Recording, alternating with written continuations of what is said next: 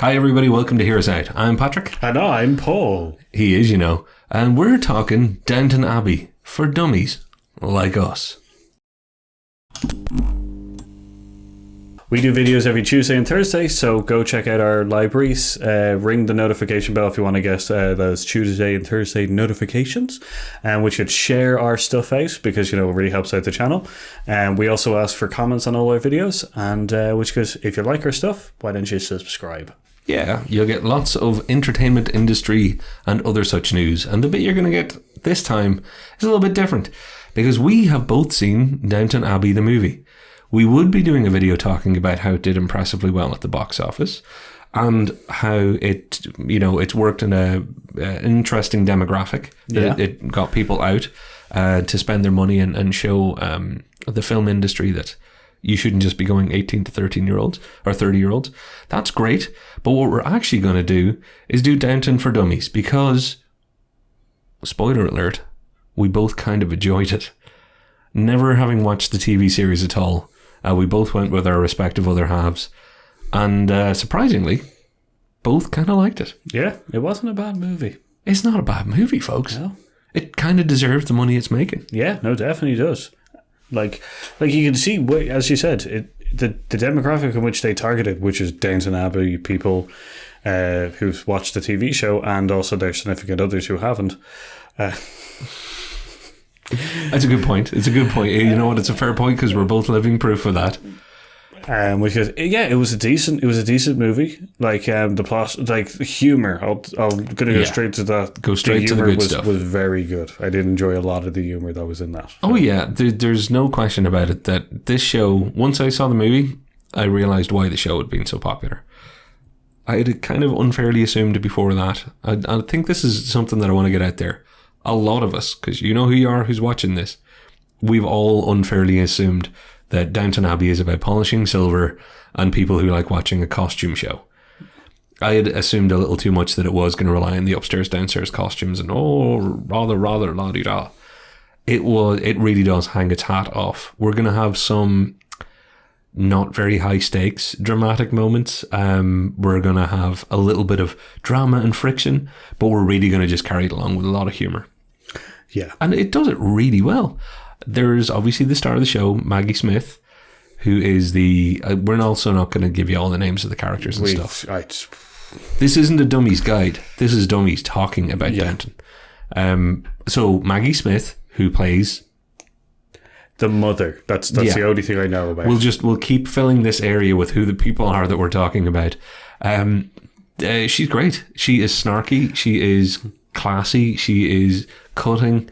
And she has a lovely little back and forth with who I think is maybe her sister-in-law or something. I don't know. I don't even know and still enjoyed it. It's great when you see a little bit of snarky banter going on. Oh, she has a tongue like a whip in this one. Yeah. I never knew such reforming zeal. I take that as a compliment. I must have said it wrong. Like, as Maggie Smith does in a lot of her stuff. The Mario Gold Hotel. Yes.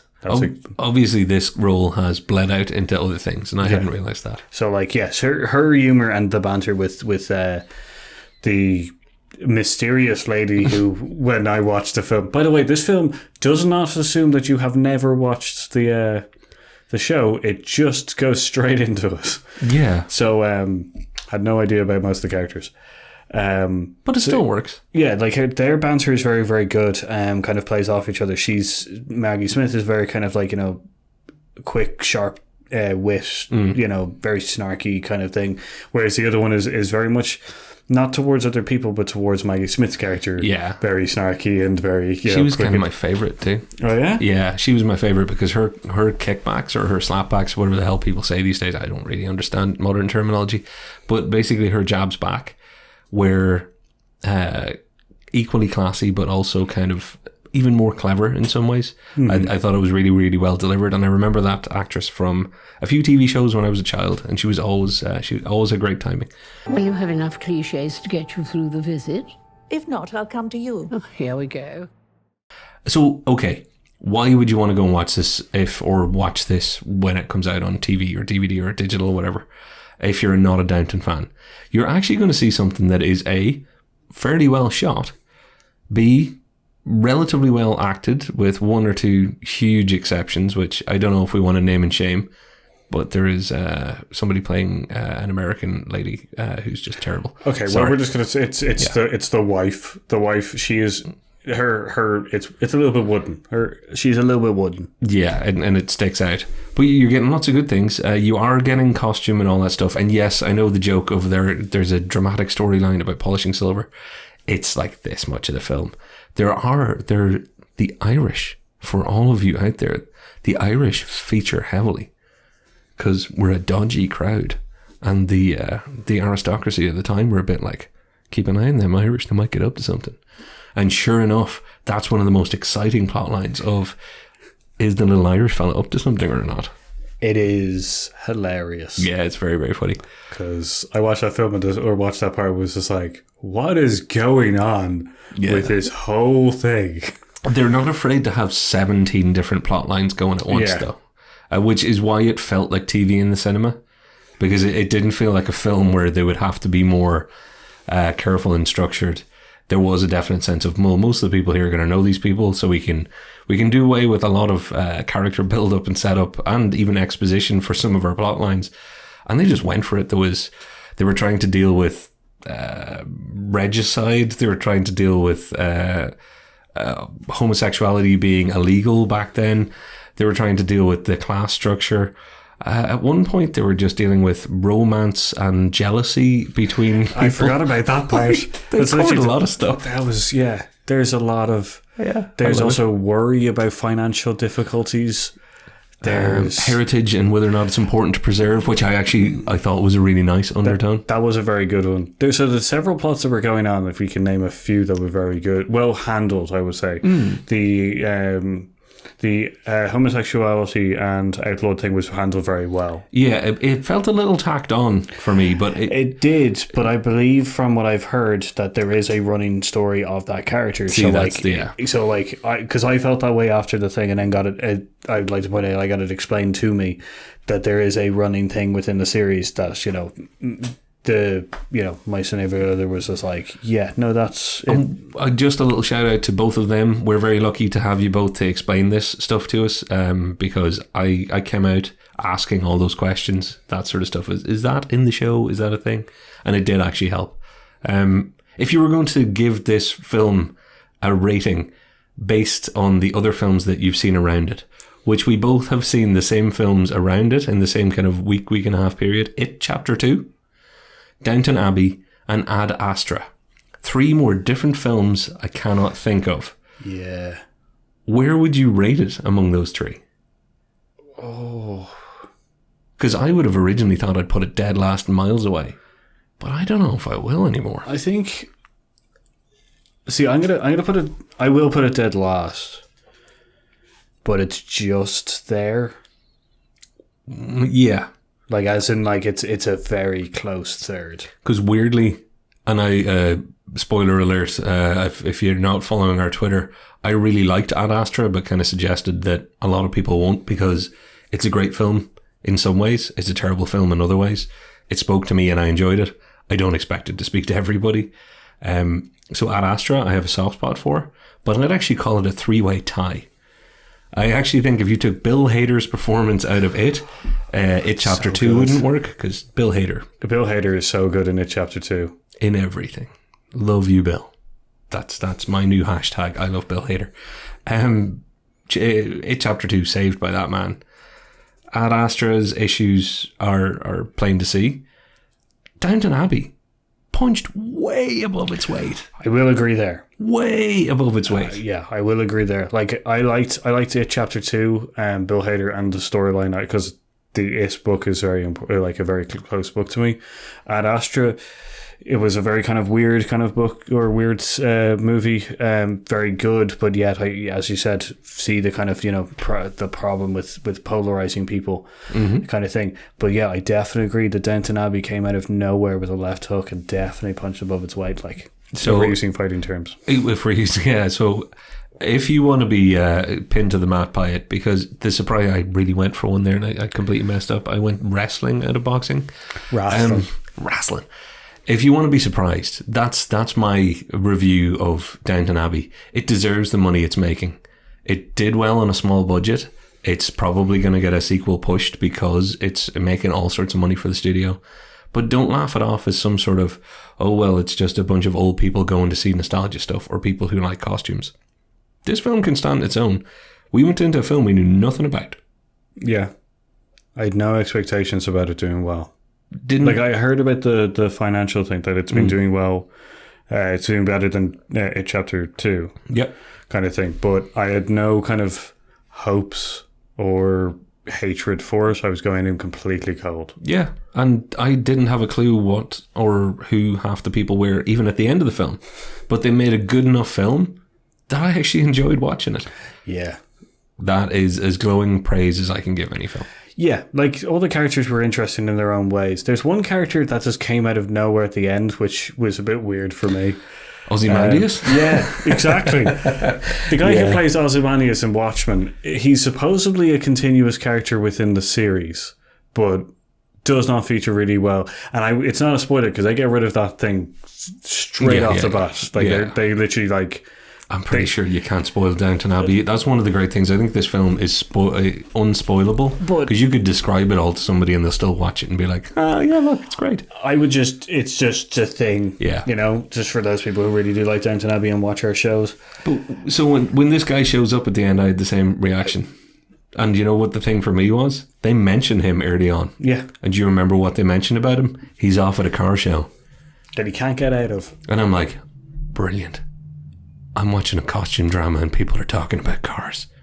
This could be great. Are we going to cut to him at the Chicago Auto Show? Because I want to see Duesenbergs and Cords and like Hudsons and all the rest. I'm like, oh, this is going to be brilliant. They don't. Just spoiler warning, it doesn't head off to America to go to a car show in the middle of its film. It's not the 8th plot in this film. I would like to point out what... He was just like, or they were like, he can't get out of that car show. Why couldn't he? Why couldn't he get out of the car show? No, like I know I like cars, you like cars, kind of thing. Paul, it's a car show. You don't like. But he was like, they were adamant that he couldn't get out of it. Was he designing a car? Was he selling a car? Was he buying a car? I believe the man just had priorities, and he had them straight, and he knew exactly what he was doing. For king and country, huh? Yeah, well, you see, I'm Irish, so yeah. Just I want Michael D. Higgins to know that if it's a choice between Aris Sanukter and Mondello, see you at the track there. Good old Prez. Sorry. So the film's got, it's interesting. All the characters, they balance all the characters really well, which is something that probably is a tie over from the show because they have so many characters, which is good. There's the 7 billion plots that keep going on, which is an interesting one. Yep. Each of the characters get a very decent amount of time. Yeah, actually, everybody served pretty well, which is always hard. As we said before, Josh Whedon seems to be the only one that's able to. That's true. He's usually Mr. Ensemble Cast, whereas whoever does this seems to be able to juggle too, which is great. So that's good.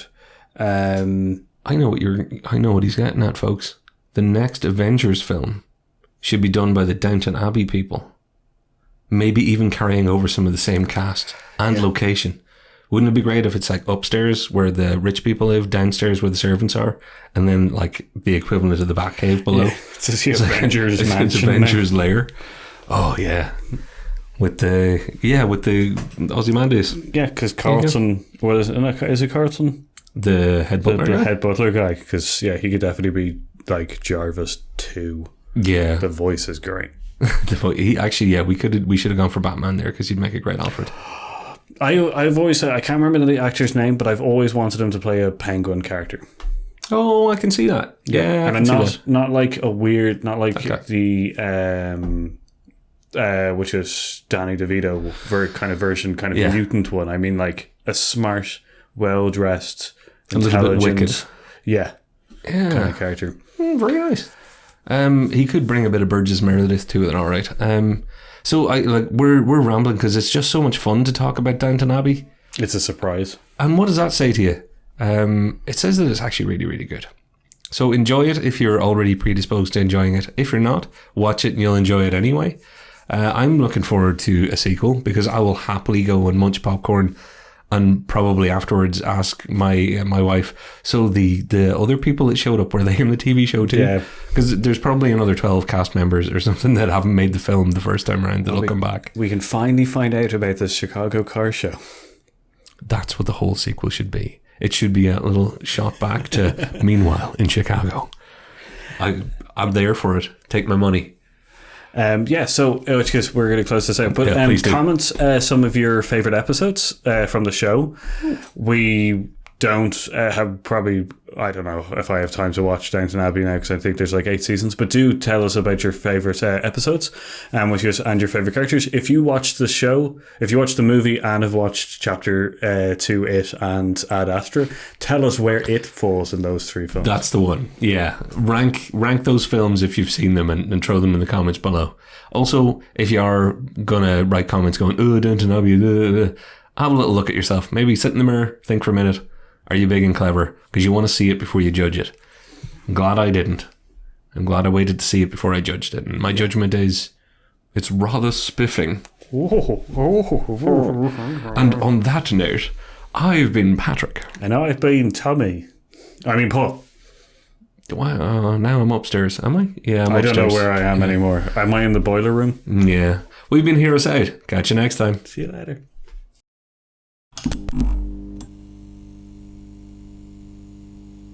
Remember to pray for us. I'll put in a word.